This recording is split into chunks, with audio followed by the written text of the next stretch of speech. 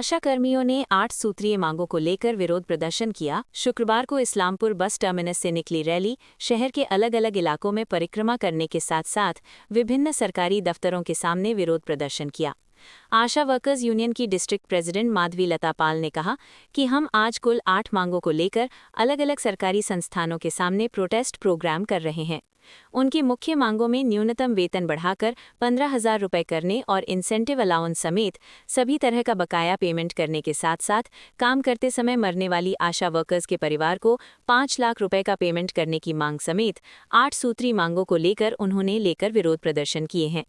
आशा workers ने ये भी कहा कि उनकी मांगों को सरकार तुरंत मान ले और सरकारी अधिकारी उन्हें धमकाए नहीं। এখানে আজকে বিক্ষোভ দেখানোর জন্য এসেছি। আমাদের 8 দফা দাবি আছে। আমাদের যে সমস্ত দাবি আছে সে সমস্ত দিদি বললেন দাবিগুলো কি দাবি আছে আপনার? আমাদের প্রথম দাবি হচ্ছে মাসিক ভাতা 15,000 টাকা আমাদের দিতে হবে। আমাদের 4 মাসের 5 মাসের 6 মাসের এরকম বাকি থাকে ইনসেনটিভের টাকা, সেই টাকা আমাদের বকেয়া প্রদান করতে হবে। আর আমাদের সেই সমস্ত দাবিগুলো নিয়ে আমরা যে জানানোর জন্য যে এসেছি আজকে, তাও আমাদের বাধা বিপত্তি দাঁড় করছে। আমাদের ডিএমএস অফিস থেকে ফোন করছে, আমাকে আজকে ধমকি দেওয়ানো হয়েছে, বলেছে রোজিনাদি আপনার চাকরি চলে যাবে, আপনি তাড়াতাড়ি ওখান থেকে চলে আসেন, না হলে আপনি কিন্তু অনেক পস্তাবেন। তা আমাদের দাবিগুলো আমরা তোলার জন্য আসছি, তারপরেও আমাদের এরকম করা হচ্ছে। তা আমরা কোথায় যাব? আমাদের সমস্ত জায়গায় হয়রানি করাচ্ছে। আমাদের মোবাইল নেওয়ার জন্য অনেক চাপ সৃষ্টি করে আমাদের বাধ্যতা করতেছে মোবাইল নেওয়ার জন্য। মোবাইল আপনারা নেবেন না? হ্যাঁ, মোবাইল নেওয়া হয়েছে, অনেক দিদিরা নিয়েছে, অনেক দিদিরা আবার বাইরে থেকে কেউ নিয়েছে, তাও ধমকি দিচ্ছে। যাদের বাইরে থেকে মোবাইল নিয়েছে তাদের বিল হবে না এরকম বলেছে। পরে আবার আমাদের বিলগুলো অ্যাকসেপ্ট করেছে ওনারা, ওটা বলবো না। কিন্তু আমাদের কেন হুমকি দেওয়া হবে? আমাদের কেন বলা হবে যে চাকরি খেয়ে নেব? চাকরিটাকে আমাদের বলা হচ্ছে নেতাগিরি করবেন না। আমাদের কি চাকরিটা বিএমএস অফিস থেকে দিয়েছেন, আমাদের কেন্দ্র সরকার থেকে দিয়েছে?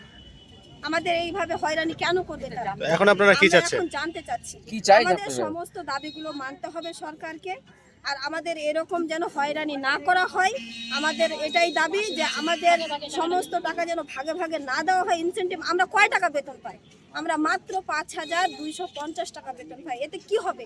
একটা মা নিয়ে আসতে ভাড়াতেই চলে যায়, মাটাকে রেখে যায় অ্যাম্বুলেন্সে, কিন্তু যাওয়ার সময় তো আমাদের অ্যাম্বুলেন্স নিয়ে যাওয়া হয় না, আমাদের যেতে হয় টোটোতে যেতে হয়, সেই ভাড়াটাও আমাদের চলে হয়। 5,250 টাকাতে কি হবে আমাদের? তাই আমাদের সরকারের কাছে দাবি, তারা যেন আমাদের দাবিগুলো মেনে নেয়, আর আমাদের আধিকারিকরা যেন আমাদের হুমকি না দেন, এর বিরুদ্ধেও যেন সরকার কিছু অ্যাকশন নেয়।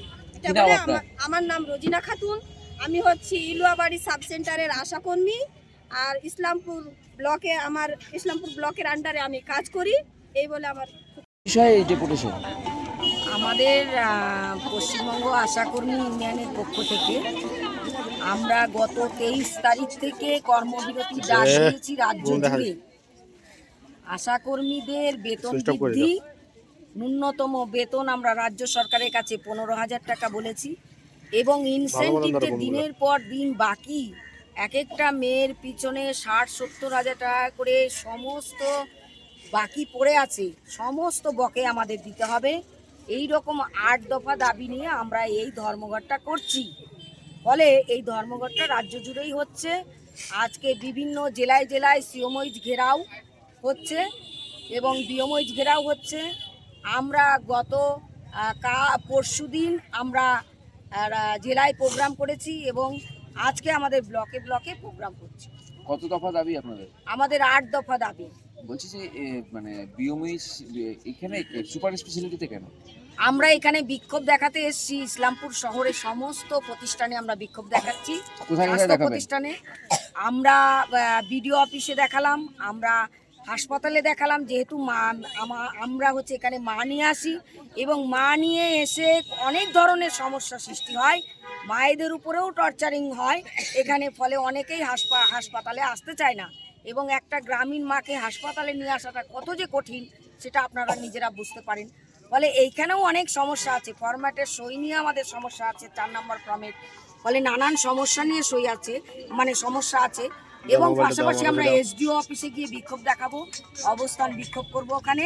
আমরা এসডিওকেও জানাতে চাই তাদের উপরে যে নানান ধরনের এই যে আন্দোলনে এসছে, ন্যায়সঙ্গত আন্দোলন, তাদের নিজেদের দাবি নিয়ে আন্দোলনে এসে সেখানে নানান রকমের মেসেজ দেখাচ্ছে, ভয় দেখাচ্ছে। এগুলো কি আন্দোলন করার তাহলে অধিকার নেই? আমরা কোথায় বাস করছি তাহলে? আপনার নাম? আমার নাম হচ্ছে মাধবীলতা পাল। আমি পশ্চিমবঙ্গ আশাকর্মী ইউনিয়নের জেলা সভাপতি এবং এআইইউটিউসির জেলা সদস্য।